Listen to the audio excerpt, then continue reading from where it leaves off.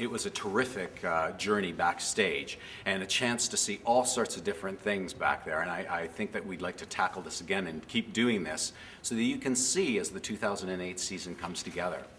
One of the questions, and please keep sending me your questions, I'll try to hammer through as many as I can, and if you're not satisfied with the answers, ask me again, we'll have a dialogue, was why do Shakespeare today?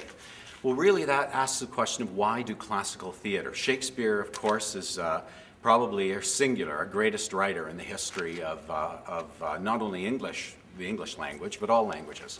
But really what it comes down to is that the people who wrote the plays over time, the Greek plays, all the plays, were trying to pass on hard-earned experience to people in the future.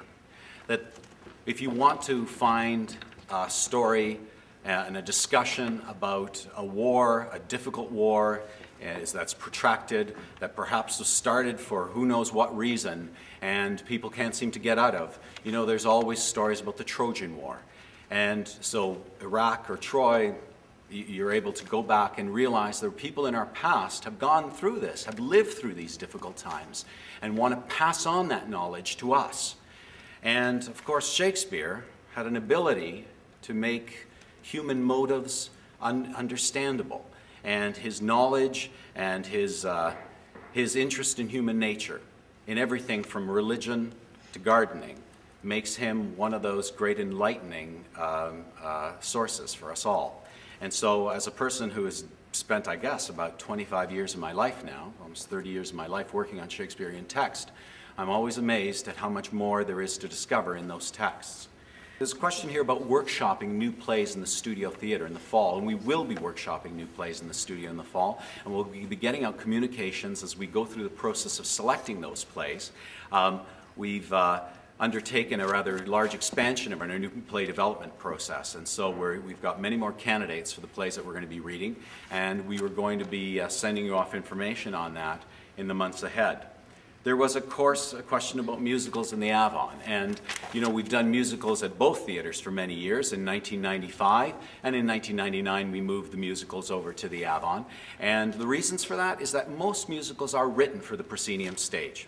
I mean, if you saw my one and only this past year, if you remember the underwater aquatic number, that was something you could only do in a proscenium stage. There's a real orchestra pit there, so that the sound that you get is real acoustic sound. That's something that we can't quite do at the Festival Theatre, where the orchestra is tucked away just up there in another area, and most of the sound reaching your ears is amplified. So we felt that it was very important to suit the plays and the musicals to the house that is best suited for them. The festival was created for Shakespeare. It supports it beautifully. It puts the text and the actor right in the middle of the audience. And musicals, almost all of them, were written for a proscenium house. Now, will we be doing that forever? No, but I think that for the next year or two, we'd like to just examine more, using the festival stage more for the purpose that it was intended. Somebody said you're doing Shaw. Yes, we're doing Shaw with Christopher Plummer and Anika Noni Rose.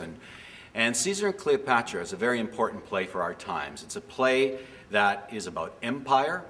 And of course, in the world that we live in today, as more and more powers try to extend their influence into other regions of the world, it's about how do you manage those regions? What's the best way to govern?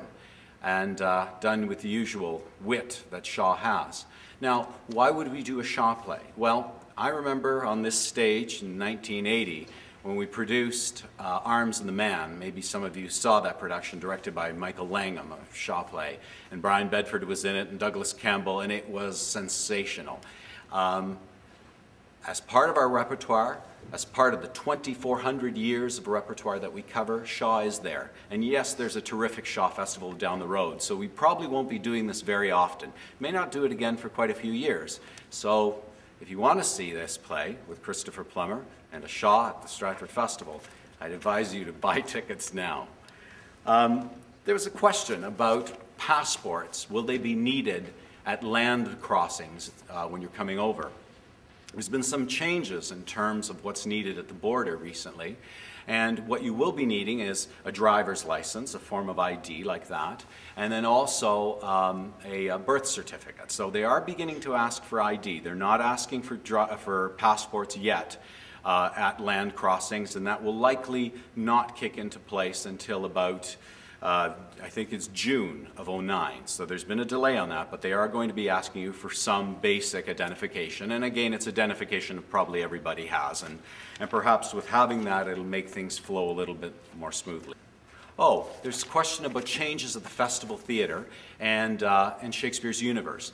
We're undertaking a series of changes which are there in order to support Shakespeare. So in other words, to help us understand him better, and to enjoy your experience here at the Festival Theatre even more. Let me tell you about some of them. Outdoors, just near the festival, near the Discovery Centre, we're going to be presenting a production, an outdoor production, with music and dance and fencing, among other things, called Shakespeare's Universe. It's going to examine the times that Shakespeare lived in. It's going to use materials from the time as well as other plays to examine that time. And it's going to have a special focus on what it must have been like to be a woman in that time. And it's going to especially kind of look at the world that Juliet inhabited, or Kate in The Shrew, or Ophelia, so that we can better, when we do see those plays, when we see Hamlet and The Shrew and R&J, we can better understand the situation that those characters are in. Peter Hinton's putting this together, and we have a group of actors who have been workshopping this piece. And the price is only $10. It'll take place in between performances. So this will be something that you can add on. And we're also going to be having picnic dinners and lunches available, so that you can just grab one of those and sit down and enjoy yourself. There's a question here about some of the more unfamiliar titles that we're doing. I'd like to talk to you about Fuente o Bauna. It's going to be a presentation that's going to be there right from about the end of July through to the end of the year. And Fuente o Bauna is a very important work in the Spanish repertoire. Since the beginning of the Stratford Festival, we've never done a play from Spain. We've never done a play from a period of writing called the Spanish Golden Age, which was around the time that Shakespeare was writing. Which arguably was as great a period of writing in Spain as what was going on in the Elizabethan England. And this play is phenomenal. It was written by Lope de Vega. It is very funny. It contains songs. The young people who are in it, the young people in a village, are portrayed as being quite smart. They're not sort of made to be seen as bumpkins. They're full of life. And there's a situation where a local military man is taking advantage and harassing the town, and especially the women in the town. And the town rises up against him.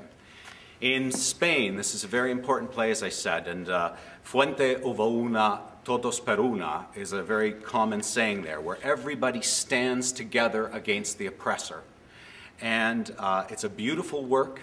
That's what happens in this play. During the Franco era, this play was very, very seldom performed because of the political repression. But as I said, it was a seminal work. We have a stellar cast in it. Sarah Topham and Jonathan Goad, among many others, Shauna McKenna, Grant Wynne Davies. It's a very strong cast, Scott Wentworth.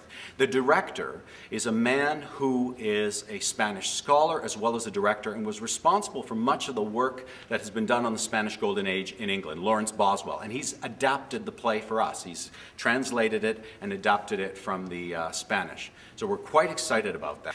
We've heard about a $20 ticket program. Well, what we're going to be introducing is a program here at the Festival Theatre, and it's going to run in a kind of lottery system. It's called Ticks, and there's going to be seats which are available throughout the balcony of the Festival Theatre for all of our shows. So there'll be seats available for every show. There's a limited number, but they're there for every show, and they're $20. So we'll be making an announcement about this very shortly. I think it's March 1st. And it's part of our effort to make sure that we have lots and lots of people coming to see Shakespeare at the festival, and also that means is not a hindrance to your coming and seeing our work. Simon Callow, of course, you probably know him from Four Weddings and a Funeral, among many, many other works that he's done. He's a brilliant actor, and he's going to be doing a work on the sonnets. He's piecing together, along with Michael Langham, a former artistic director, all of the different sonnets and reordering them and examining what they have to say, potentially, about Shakespeare himself. You know, it's always difficult with Shakespeare because we have no autobiographical writing, of course. We simply have his works. But in the sonnets, it's about as close as we get to him writing about his own feelings, we think. So he's going to be performing those sonnets and also examining the work. And there'll be actually, we're about to announce, so you're getting the scoop here first, that there will be seating right on the Tom Patterson stage. So you can be quite close and really, I think, have the experience of a lifetime with this magnificent actor.